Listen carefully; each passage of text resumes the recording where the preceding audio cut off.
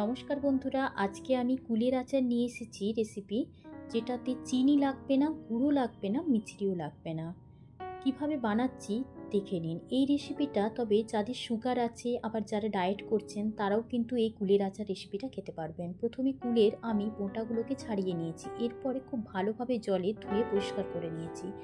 এখন আমি একটা ছিদ্রযুক্ত পাত্রে 10 মিনিটের মতো জল ঝরতে দিয়ে দিলাম। এরপরে একটা পেপারের মধ্যে এটা শুকনো করে নিচ্ছি, যাতে একটুও গায়ে জল না থাকে। তবে আগের দিনও এই প্রসেসটা করে রাখতে পারেন, পরের দিনে আচারটা বানাবেন, তাহলে খুব ভালো হয়। রোদে দিতে হবে না, এমনি জলটাকে শুকনো করে নিলেই হবে। এখন আমি একটু কুলটাকে ফাটিয়ে নিচ্ছি। কুলগুলো আমার ফাটানো হয়ে গেছে। এরপরে আমি তেঁতুলের পাল্পটা বের করে নিচ্ছি। কিছুটা জলের মধ্যে দিয়ে দিচ্ছি 100 গ্রাম তেঁতুল। 5 মিনিটের মতো এটাকে ভিজিয়ে রাখবো। এখানে আমি 14 পিসের মতো খেজুর নিয়েছি, আর নিয়েছি হাফ বাটির মতো কিশমিশ। তবে কিশমিশটা 1 বাটিও নিতে পারেন, মিষ্টির পরিমাণটা যদি বেশি খেতে চান। এখন আমি খেজুরটাকে ছাড়িয়ে নিচ্ছি, বীজটাকে বের করে নিচ্ছি। এরপরে তেঁতুলের পাল্পটা বের করে নিচ্ছি। একটা ছিদ্রযুক্ত পাত্রের মধ্যে তেঁতুলের পাল্পটাকে বের করে নিচ্ছি। ভালোভাবে হাতের সাহায্যে এভাবে চেপে চেপে দিলেই পাল্পটা সুন্দরভাবে বেরিয়ে আসবে। এখন এটা আমি সরিয়ে রাখছি। এটা আপনারা বাসন মাজার কাজেও ব্যবহার করতে পারেন, পুজোর বাসন মাজার কাজে। পাল্পটা বেরিয়ে গেছে দেখতে পাচ্ছেন। এর মধ্যে আমি দিয়ে দেব ওই 14টা খেজুর। বীজ ছাড়িয়ে নিয়েছি, খেজুরটা দিয়ে দিলাম, আর দিয়ে দিচ্ছি হাফ বাটির মতো কিশমিশ। দিয়ে 10 মিনিটের মতো একটু ভিজিয়ে রাখবো। ভিজিয়ে রেখে এভাবে বেটে নেব। আর একটু তেঁতুল গোলার জলটা দিয়ে দিলাম, এখানে নর্মাল জলও দিতে পারেন, কোনো অসুবিধা নেই। এখানে তেঁতুলের পাল্পটা একদম সসের মতো তৈরি হয়ে গেছে। এটা একটা সাইডে রেখে এখন আমি মশলা বানিয়ে নেব। সেই জন্য 1 টেবিল চামচ গোটা ধনে নিয়েছি, 2টো শুকনো লঙ্কা নিয়েছি, আর নিয়েছি 1 টেবিল চামচ গোটা জিরে, আর 1 টেবিল চামচ নিয়েছি এখানে গোটা মেথি, আর নিয়েছি 1 টেবিল চামচ গোটা মৌরি। দিয়ে শুকনো খোলায় এটাকে নেড়ে নিতে হবে। যতক্ষণ না একটা ভালো সেন্ট বেরিয়ে আসছে ততক্ষণ পর্যন্তই নাড়তে থাকতে হবে। এটাকে মিডিয়াম ফ্লেমেই ভাজতে হবে, হাই ফ্লেমে ভাজলে এটা পুড়ে যেতে পারে।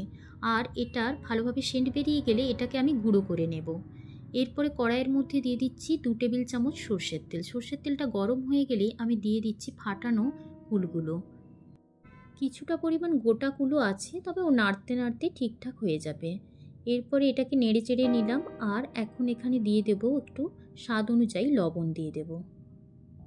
লবণ দিয়ে মিডিয়াম ফ্লেমেই ভাজতে থাকবো। আর হলুদের গুঁড়ো দিয়ে দিচ্ছি হাফ টেবিল চামচের মতো, দিয়ে এটা মিডিয়াম ফ্লেমেই নাড়তে থাকতে হবে। হালকা যখন দেখবেন যে ভাজা হয়ে গেছে, তখন এখানে আমি এই তেঁতুল আর খেজুর আর কিশমিশের পাল্পটা দিয়ে দিচ্ছি।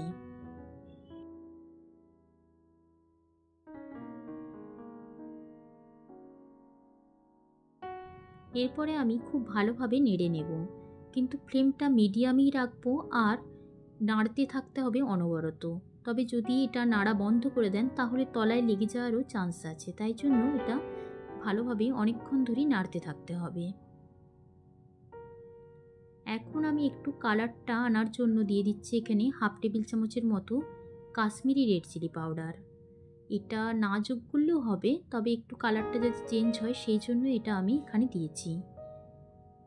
এখন আমার অনেকটাই হয়ে গেছে রান্নাটা, পুরোপুরি বলতে গেলে।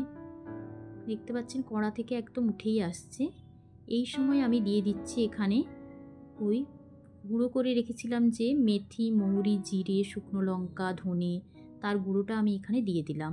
2 টেবিল চামচের মতো দিয়েছি। দিয়ে ভালো করে আবারও নেড়ে নিচ্ছি। এখন আমি গ্যাসের ফ্লেমটা পুরোপুরি বন্ধ করে দিয়েছি।